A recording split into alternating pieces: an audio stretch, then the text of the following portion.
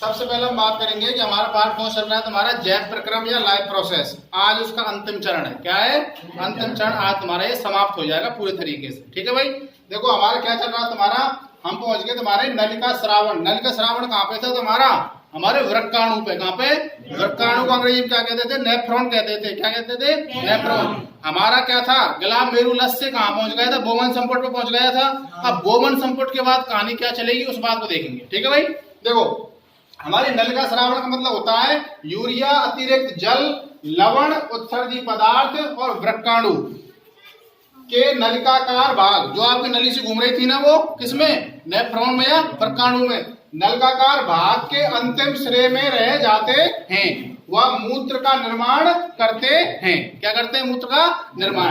अब बात करते आगे, वहां से मूत्र कहाँ जाएगा तुम्हारा? संग्राहक वाहिनी। संग्राहक वाहिनी कैसी तुम्हारी सीधी थी ना बिल्कुल, उसमें जाएगा तो संग्राहक वाहिनी व मूत्र वाहिनी से होता हुआ मूत्राशय में यानी कि ब्लीडर में जाके अस्थायी रूप से क्या हो जाता है? हमारा संग्रहित रहता है। अब क्या होगा? तथा मूत्राशय के दाब द्वारा मूत्र मार्ग से बाहर निकलता है। जब हमको टॉयलेट लगती है तो क्या करते हैं? दाब की वजह से हम क्या लगती है? टॉयलेट लगती है, जिसकी वजह हम क्या जाते हैं? टॉयलेट करने जाते हैं। अब बात करते हैं आगे बढ़, तथा मूत्राशय के दाब में क्या होता है? तुम्हारा मूत्र बाहर की ओर चला जाता है। अब देखो हम बात करेंगे तुम्हारे कृत्रिम किडनी की। किसकी बात करेंगे? कृत्रिम वक्र की। कृत्रिम वक्र देखे हम अपोहन। काके में? अपोहन। अपोहन को कहते हैं अंग्रेजी में डायलिसिस। क्या बोले? डायलिसिस। मैंने आपको बताया था ना प्रेमानंद वाला बाबा वाला उदाहरण, वही है तुम्हारा। देखो कैसे होता होगा, उसको अंग्रेजी में आप बोलना चाहते आप बोल सकते हो आर्टिफिशियल किडनी। क्या बोलते हैं? Artificial kidney. अगर आप उसको हिंदी में याद रखे तो कृत्रिम वृक्क। क्या ध्यान रखोगे? कृत्रिम वृक्क रख लोगे ध्यान। अब देखो आर्टिफिशियल किडनी में होता क्या है?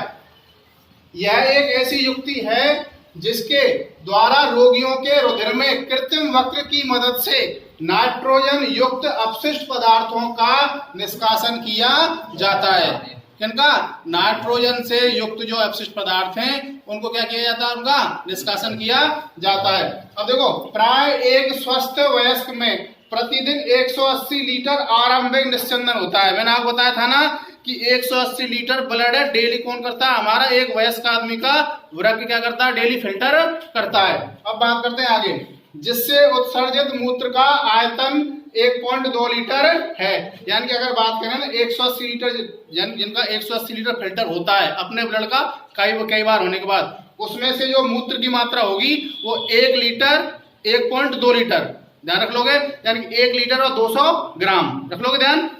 यानी कि अगर आपका 180 लीटर ब्लड का 180 लीटर आपको क्या हुआ है? फिल्टर हुआ है। यानी कि आप सभी में क्या है, कोई में 4 किलो रहे, कोई में 5 किलो रहे, कोई में 7 किलो रहे। मैंने आप बता रखा अगर तुमने अपने वजन का, अपने शरीर का ये पता लगाना हमारे शरीर में कितना रुधिर है, इस बात की जानकारी आप कैसे लगा सकते हो? सपोज करो तुम्हारे अंदर 100 किलो वजन है। कितना है? 100 किलो वजन का आप 7% कर दो। कितना कर दो? 7% कितना हो जाएगा 100 किलो का? बताओ 7 किलो ही हो जाएगा। अगर आपका 50 किलो वजन है तुम्हारे अंदर और आपको क्या निकालना है कि हमारे अंदर ब्लड कितना है, तो क्या करोगे? 7% करो। क्या करोगे?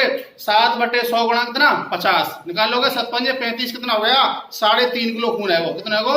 3.5 किलो खून है वो। इस तरीके से आप में सपोज करो 40 किलो वजन है तो क्या करोगे आप? 40 गुणा 7/100, 700 का 28, 2.8 यानी कि 2 किलो 80 ग्राम क्या तुम्हारे अंदर, या 800 ग्राम कितना तुम्हारे अंदर ब्लड है। इस तरीके से आप अपने खून की जानकारी कर सकें।